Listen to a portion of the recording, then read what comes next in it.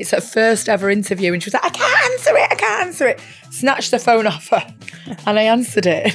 Hello?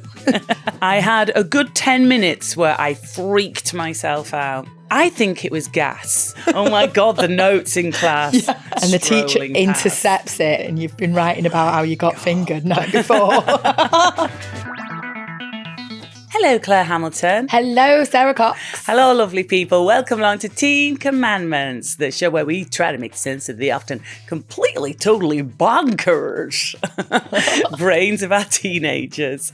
Hope you've had a lovely few days since we last bothered you.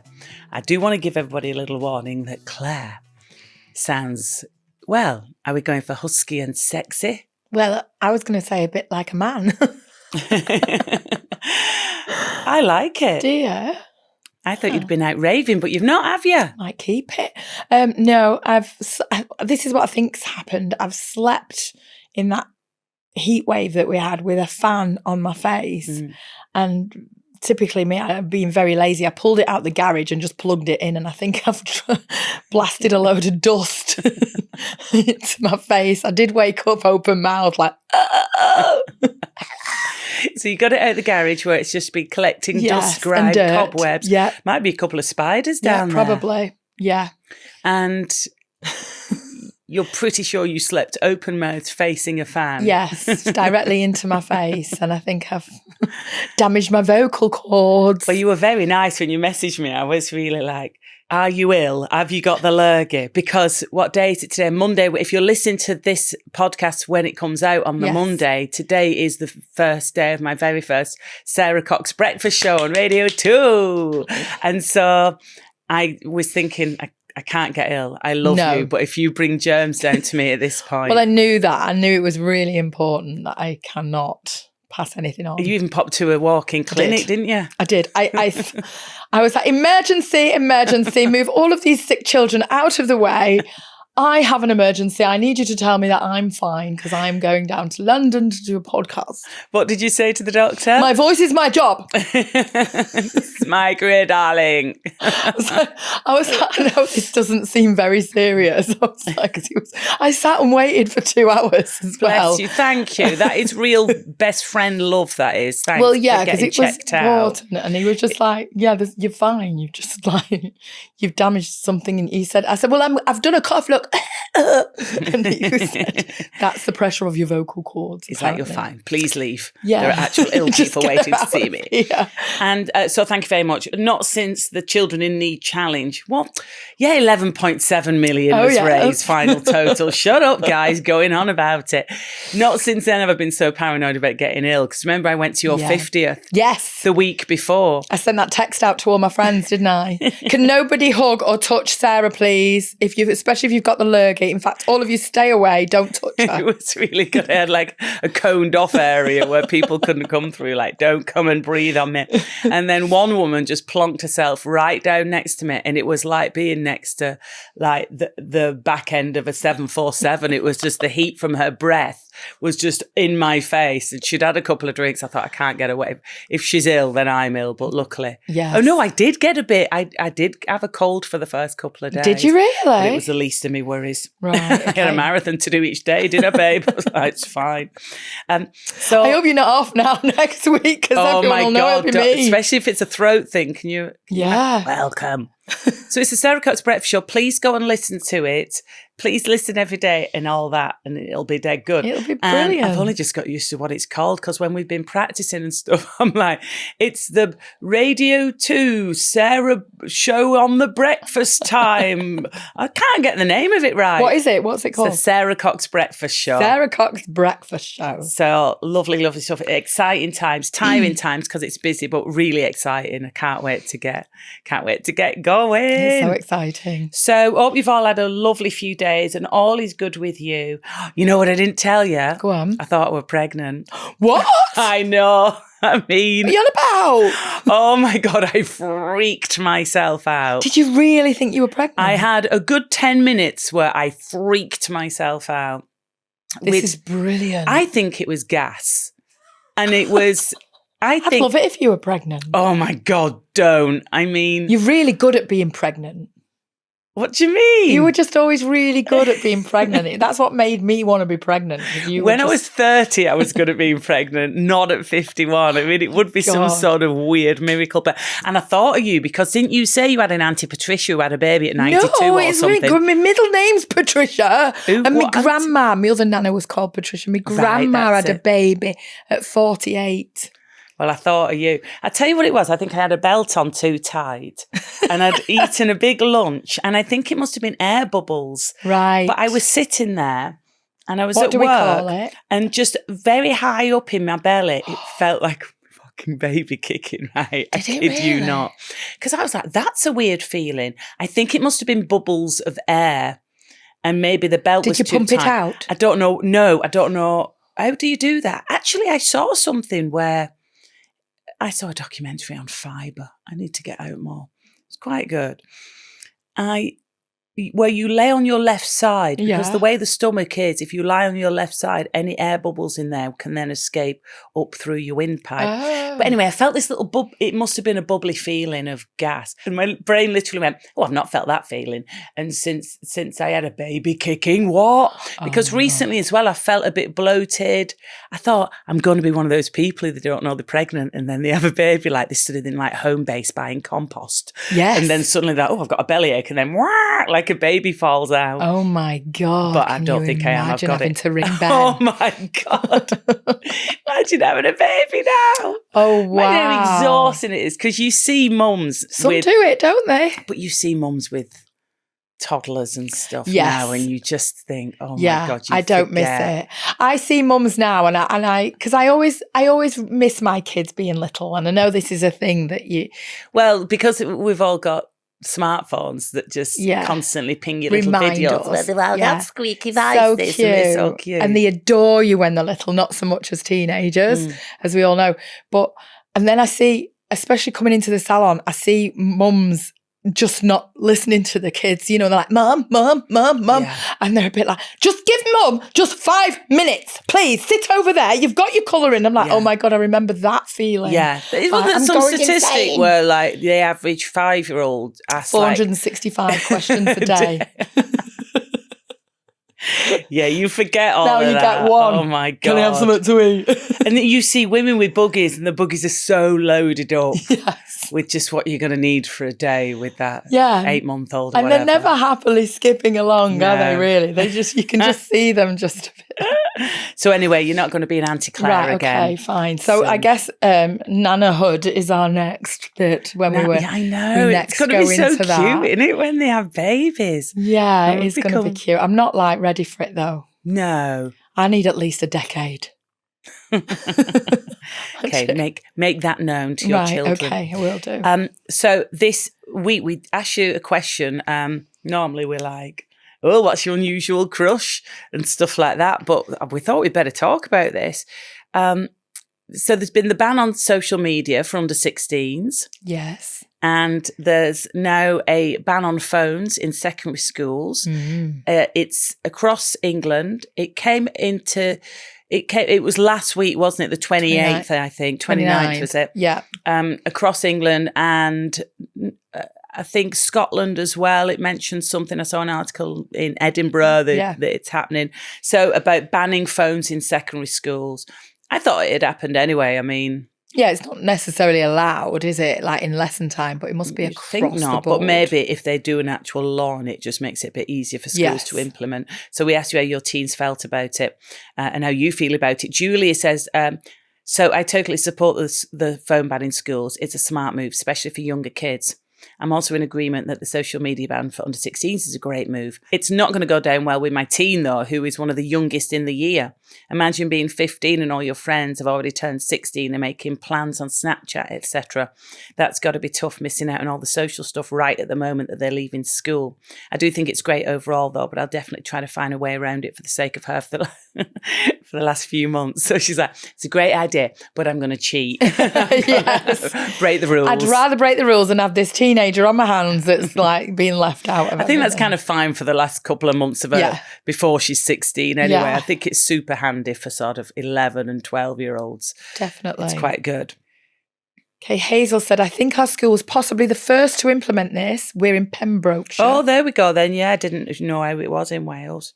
My son, who is 16, has just done his GCSEs. He actually liked it. They get their break times and lunchtime to just hang out with their friends, play football or basketball and just chat. He got over the initial teenage, it's not fair, and got used to school being a place with no phones. Yeah, very nice. Interesting. Beautiful.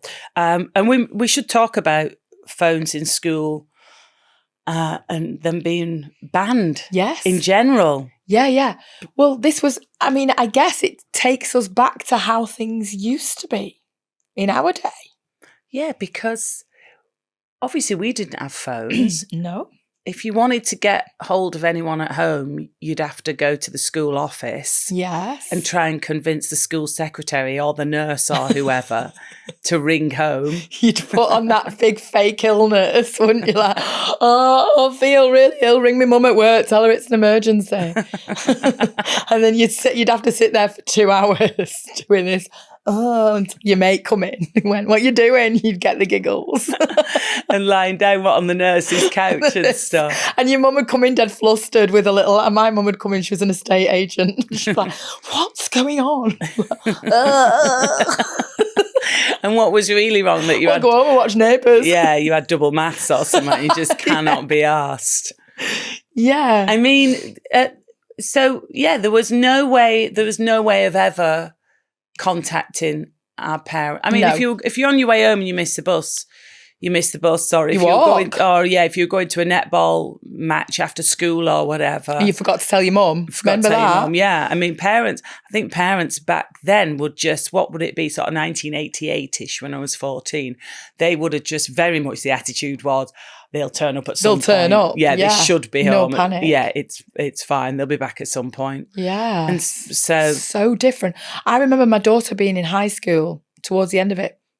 And she would just constantly text me all day. What, Mum, from class? Mum, yeah, from the loo, everything. So annoying. Just like, Mum, and then I feel ill or I'm stressed. I've got, can I have a Mackey's? Can you drop a Mackey's off? That was a few times, yeah. Oh my God. I did do it a couple of times as well. Claire, you're basically one of those mums putting turkey Twizzlers and chips and pie through the railings that Jamie Oliver did. Remember that? When he did his ban, his campaign for healthier school meals. And there was that grainy footage of mums with like pie and chips through the railings. I never did a turkey Twizzler.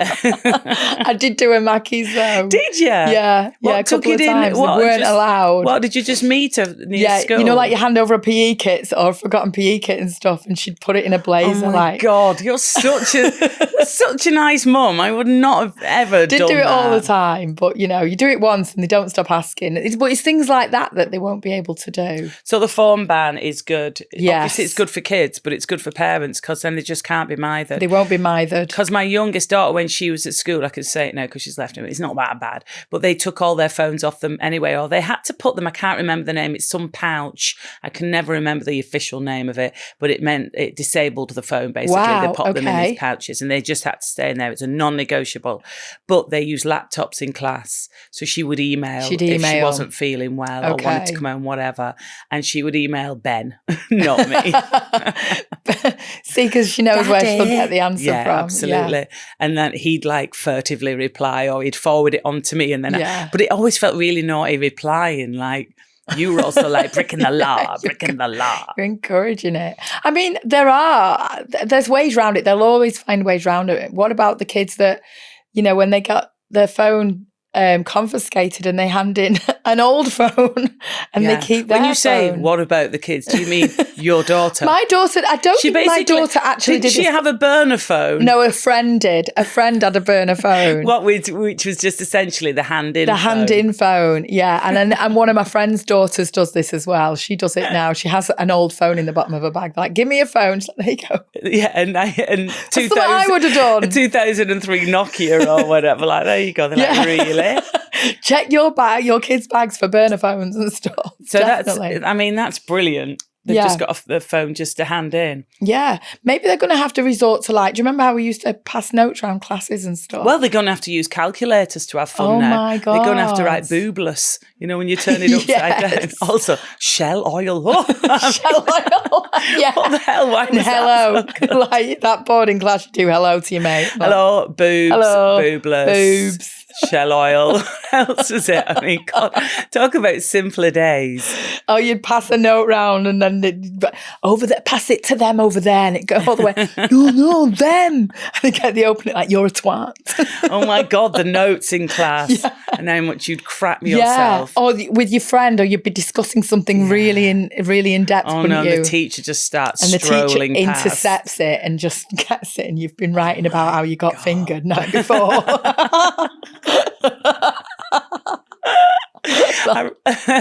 No, I mean, it must be such a laugh with teachers. I don't know how they hold it together when they do stuff like that. Hey, talking of Nokias and old phones, they did a thing at my daughter's school for like a week where everybody had to hand in their phone, and they all had a Nokia for a week. Really? Yeah, they were fuming about it. Some of the mums broke in the end and was like, I can't cope with the nagging and the complaining about this. They've got to have their normal phone. They've got what, as opposed to a Nokia? Well, I mean, they had a Nokia, but they also had, they had their iPad at home. So it was basically. What could you do? Could you text on a Nokia? Yeah, you can ring and you can text. I think play that's that about it. Snake game. Yeah, probably just play that game on it. I thought that was brilliant when that came out. Do you remember pagers? When pager, I had a Benetton pager. When we were models, I've been paged. It's been my legend, sir. So you'd get like, so what? It'd just be like a little thing that, about half the size of a phone, wasn't it? Yeah. And what a little message would come up. Wouldn't it? It'd be really simple, like ring mum, or would it be a number? Actually, it'd be a phone number that you had to ring. Yeah, that you then had to go and get on the landline and ring. Yeah, and Blackberries as well. Remember them? Yeah, with the tiny little, I couldn't work one of them now. Can't see my normal phone. The whole thing with, can you imagine? Me? Already your I need a big phone. I really need to get my text messages. I'm like, here we go. What's Claire saying now? Could say anything because I know you've just dashed it off dead quick while you're multitasking and I'm you off can't mining. see. Like, what? When did you say you were mining? Yeah. You've taken up mining, okay. And with the social media ban for under 16s, yes, I think it's great. You know why I think it's really good is because it just gives parents more power. So for the parents which is 99% of parents, find it hard to get their kids off phones and find it hard to reason with them and give them good reasons. Yeah, and if all their friends are on it as well, it's harder to say no, isn't it? Yeah, but if they can say it's no the law. Yes. Because as parents, we love to blame somebody else. It's great. You know what I mean? Like, sorry, no, it's not me doing this to you. Yeah. It's the government. It's the government. So it's quite handy. It just gives them a bit more power to be like, no, get off your phone. Get off of TikTok or whatever. Yes. Go and play on a field. I mean, back in the end of days of the pandemic, it was our saviour, really, wasn't it? Because kids could socialise. So it's kind of a mixed message, isn't it? In a sense, is it? Do you think? What? Sort of like, in lockdown, a lot of kids were given social media and just being able just for something because they have interaction with their friends. Yeah, I mean that was the only way they could be in contact with their friends and play with their friends as well. Yeah. So they'd be on Roblox and Minecraft and all that. Snapchat. Yeah. But so now, it was a really important tool, and it was. But now, saying now it's all like bad. No, you're banned now, and is that a bit unfair? Well, I just feel like, let's see, I hate talking about the pandemic because I just think it's so depressing. It's so mad, isn't it, when you think back to it? Yeah. But I think it is really relevant now when we think about, like, let's say 2022, it was kind of all over. Yeah. So it's been 4 years since then. Yes. And over those 4 years, the algorithms and the technology, it's always improving, always being tweaked.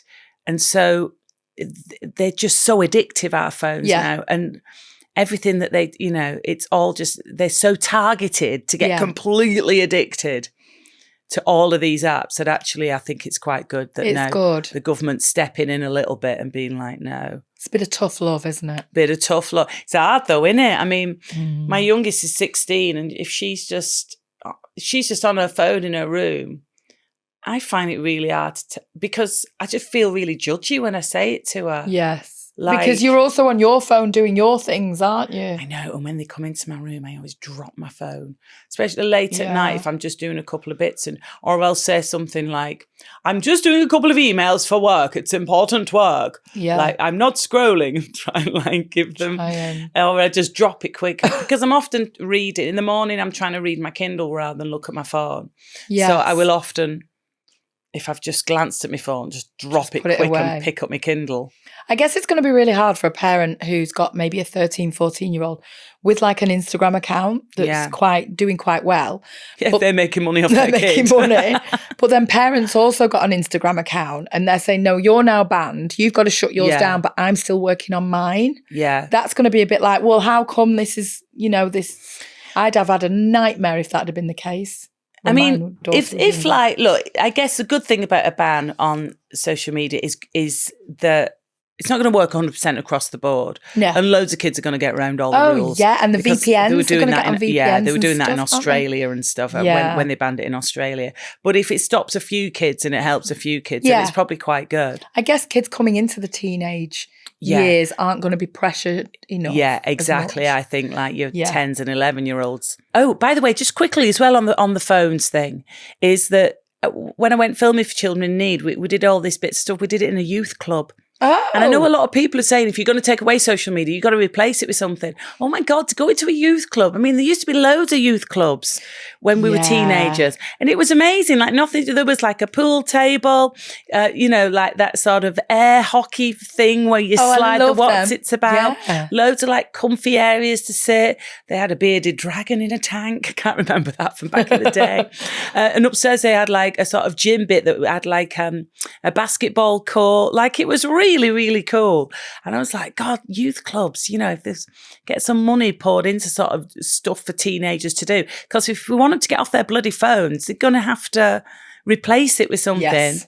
You need to fund, 100%. Fun you stuff. Can't just take stuff away. Yeah, you've got to now be like, okay, well, give them an alternative. Yeah. Why don't you do this? Yeah. I think we're in a safer space now because our kids have left school. My little one has left where, she's finished her GCSEs. She's going to a different school for sixth form. And we'll talk about that at some point as well when your teenager is going to a different sixth form than the school. Yeah, so it's starting all over that soon. Yeah, don't it's we? starting all over again. So we'll talk about that at some point because she had a sort of like go and meet everyone day. Oh, it's so God, cute. It's so hard though, isn't it? So exciting. So I thought it could be quite nice because our kids have left school. So essentially, they're not going to get in trouble with their teachers anymore, us talking about them on the pod. I will say at this point, she went to a very, very lovely school and she wasn't that badly behaved. But I guess we could talk a bit more about the times where you've got your kids out of trouble a little bit or where you've had their back. Yeah. Maybe against your better judgment, you've had their back when they've got in trouble or when they've, we were talking about... Not done something or done something. Yes. I mean, a more extreme end of this, we were talking about a friend of yours, and we will not mention her, but she got her son out of a bit of legal trouble, didn't she? She took some points for him on his driving licence, on her driving licence. It's fully illegal, that is. Yes, so very naughty. Very naughty. We do not recommend it. Don't encourage that. I don't think she'll be the first or the last parent to do that. No, I think it's just one of those things that you just think... But it's a bit of you thinking the young driver needs to learn that if they're getting points, then that's what I think. That's the whole point of the points. Absolutely, you've got to learn. However, when mine have come home when they first started driving with the odd parking ticket, I've paid that and I've done myself no favours by doing that. I don't recommend that because they just come home and slap another one in front of you and you're like, no, this is not okay, Yeah, so they have to get sort of hit in the wallet a little bit, don't they? They have to pay it. And they're like, oh my God. It's like you've got 14 days to pay it this amount or it is going to be this amount. And you feel quite tight when they're emptying the little bank account. So did you make them pay it ever? I've made them pay it, good. But I felt really bad because it's like, but they have to learn. They're not going to learn otherwise. Well, it's the whole like money doesn't grow on trees thing that we got told the whole time. That's all my mum ever used to say to me. It's so true. And the whole like we've been looking at like where all our money goes on in the house. Like we spend so much every month. a massive proportion of it was on deliveries and Ubers. And because we just got really relaxed, the kids have also got our credit card, our American Express on their phones. More for you, babe. They do ask for permission, and we get alerts when they've spent something. I could not do that. They're pretty good, to be fair. And the Ubers, like, we just got so relaxed because they both. Especially my daughter, her friendship group, they're all over London because her school was right in the centre of town. Whereas if it's, if you go to school in North London, probably a lot of the kids are going to be from North London, so you can get to your mates easier. Yeah. But, she's got mates all over the place. And you're just like, the tube sometimes is tricky to get back because it's like, going east to, blah-de-blah. It's just hard to do on the tube. But basically, we've just got a little bit soft with it, really, and a bit lazy. You want them to be safe, don't you? You want them to be safe. But also, Ben made a really good point. It was like, if it's daylight, and not absolutely tipping it down with rain, then you can get the tube because, he's kind of right. Even the rain. I mean, let them let it rain. We're from the north. Let it rain. Well, what I said to my daughter, that's why we're both tall, because we got rained on so much. Is that what it to is? Sprout taller. Because we said, look, you can get an Uber, but it's got to come out of your money if you're going to do it. Right. My daughter was like, fine. And then Ben's like, you do know I'm just going to be topping up her money then because she's going to back on. Spent all my money. Like, okay, fine, but it's still a life lesson in there somewhere. But yeah, so I've not done too much covering up or helping out the kids. I remember doing a lot of homework for my son especially, just like, because I couldn't be bothered with the conflict between myself and the teachers. Like, we have discussed this and we did say that he was going to get his homework in on time. Like, oh my God. So what you've been... I've done bits. But to what level? I mean, when they've got to do like a presentation thing, yes, Ben's really good with tech. So he's helped them sort of... Because it's hard, isn't it? Because they're just tired. And then they remember, if they remember, especially when they're sort of 11 or whatever, and they remember just as they go into bed at 9 or whatever, that something's got to be in the next day. And then Ben's there doing a sort of PowerPoint presentation. What goes in here about volcanoes or whatever? You're just like typing it up. So were you doing that kind of thing? Doing that, especially more for my son, yeah. But I used to ask my mum to do it for me. Oh, really? On our old word processor at home. Circle of life.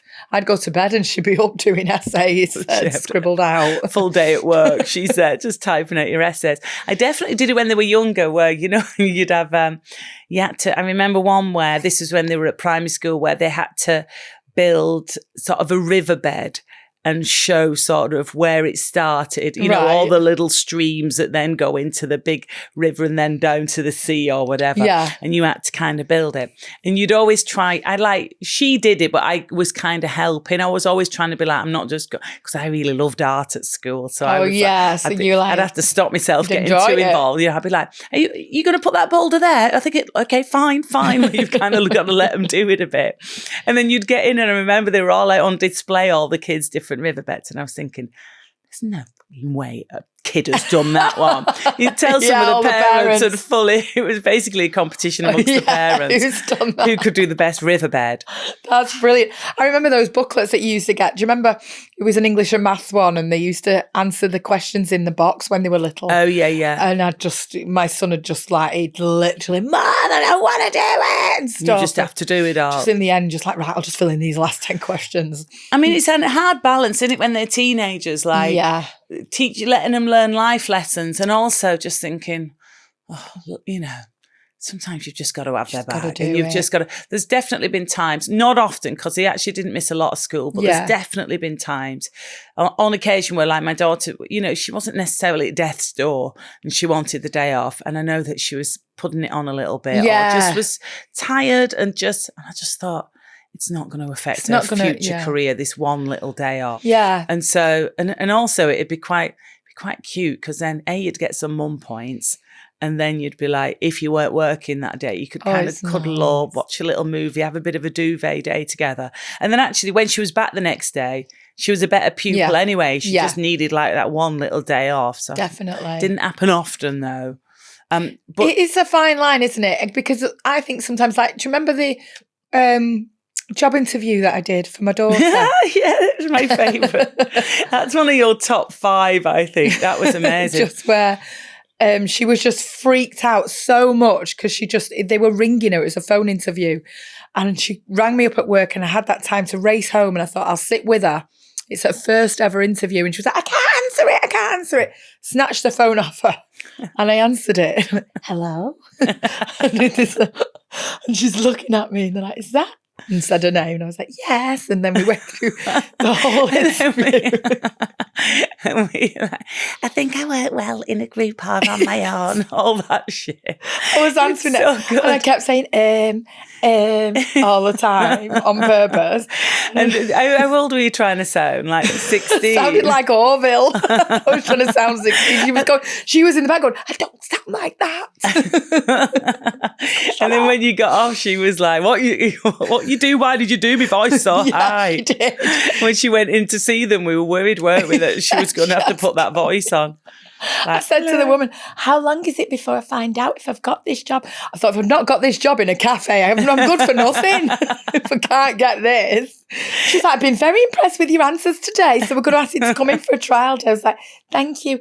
But I thought at the end, she's learned how to answer some of these questions here. So in a way, I thought, well, I told myself, I've really helped her today. Yeah. This has been Well, you dealt with it and you were there for her. Did she get the job? She got the job, but she didn't accept that one. She went and did another interview somewhere else. And I like to think that she used some similar answers that I gave her. And also, you've got a job waiting for you as well if you want to go in and wash them dishes up at that cafe. I'm trying all sorts of things, Caitlin.